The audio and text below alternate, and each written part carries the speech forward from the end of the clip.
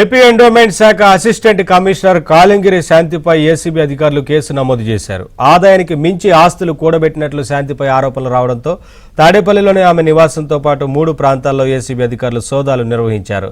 కీలక పత్రాలు, ఆస్తుల వివరాలు స్వాధీనం చేసుకున్నారు. శాంతి బంధువుల ఇళ్లలో కూడా తనిఖీలు చేస్తున్నట్లు ఏసీబీ అధికారులు తెలిపారు.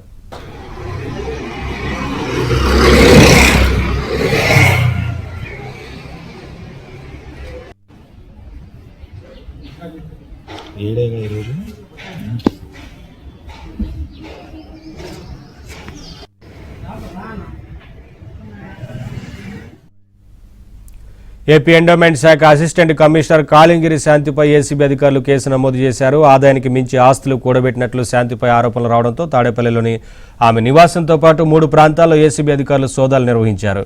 అప్డేట్స్ మా కరెస్పాండెంట్ సాంబశివరావు అందిస్తారు.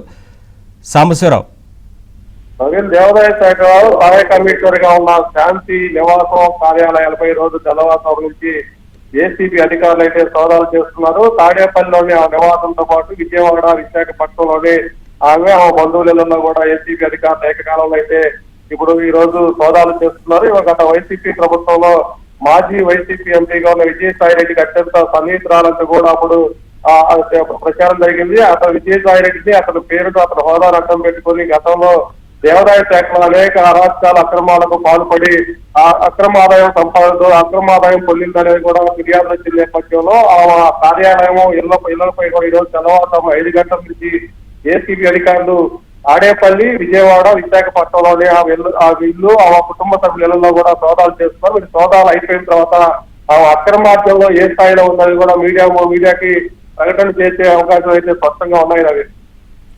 Thank you Sambasivarao.